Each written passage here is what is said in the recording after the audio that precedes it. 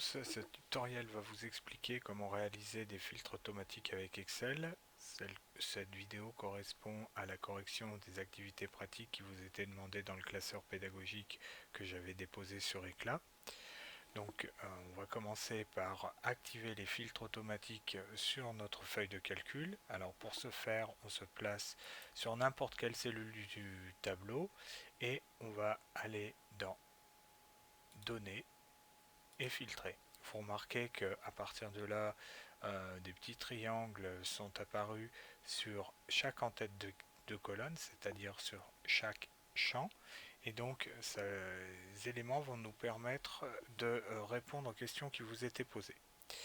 Alors, dans un premier temps, vous demandez de créer un filtre pour afficher uniquement les habitants de Pragieux.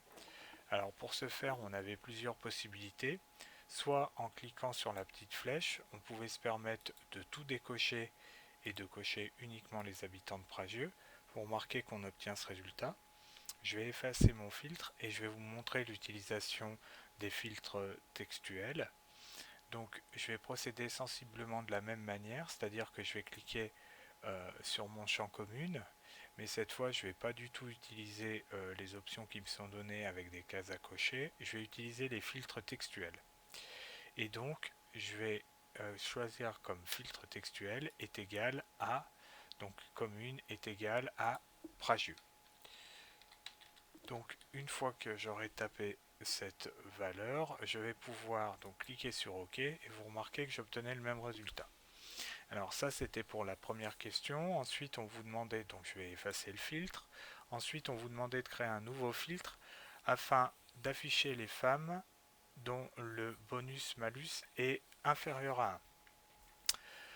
Alors, pour ce faire, vous devez prendre en compte deux critères, c'est-à-dire le critère civilité qui va vous permettre de définir le sexe, à savoir les femmes, et le critère bonus-malus ici, qui doit être inférieur à 1. Alors, on va déjà commencer à régler la partie critères, civilité. Donc, je vais décocher tout ça et je vais prendre uniquement les femmes. Donc là, dans un premier temps, j'ai fait mon filtre, mais vous remarquez qu'il y a toutes les femmes de mon listing, même celles dont le bonus-malus est supérieur à 1. Donc à partir de là, moi, ce que je vais faire, c'est que je vais tout simplement utiliser donc les filtres numériques, puisque cette fois on a affaire à des filtres numériques et non pas des filtres textuels, et je vais prendre donc comme valeur inférieure à 1. Alors, je pourrais me permettre de cocher les cases, mais vous remarquerez que ce serait très fastidieux. Pourquoi? Parce qu'on a énormément de valeurs. Hein. Il est beaucoup plus pratique et rapide de passer dans ce cas-là par les filtres numériques. Donc, je vais prendre inférieur à 1. Voilà, je clique sur OK et vous remarquez que ma liste elle a été filtrée en prenant en compte uniquement les femmes dont le bonus-malus est inférieur à 1. Je vais effacer ce filtre. Voilà, donc à partir de là, vous remarquez que j'ai toutes les données qui sont réapparues dans mon listing. J'aurais pu faire un filtre qui soit un petit peu plus élaboré et je vais afficher maintenant les clients dont le nom commence par B ou par K. Donc je vais me placer sur la valeur nom, je vais utiliser un filtre textuel et je vais utiliser l'option commande par.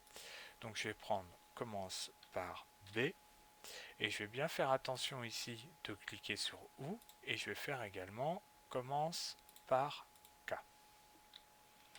Alors si j'avais mis E, par exemple tiens on va faire l'essai, qu'est-ce qui va se passer? Eh bien ça va me renvoyer 0.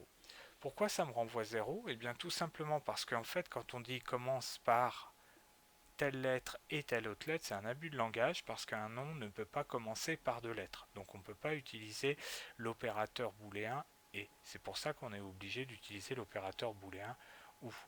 Donc dans ce cas-là, au niveau de mon filtre textuel, donc je vais remplacer le et par le ou et vous allez voir que effectivement, il m'affiche tous les clients dont le nom commence par B ou tous les clients dont le nom commence par A. Donc voilà pour cette vidéo, vous voyez que c'est relativement rapide et simple de manipuler les filtres. Il faut faire attention toutefois parce que si vous travaillez avec un listing qui est filtré, eh bien quelquefois vous pouvez passer à côté d'informations.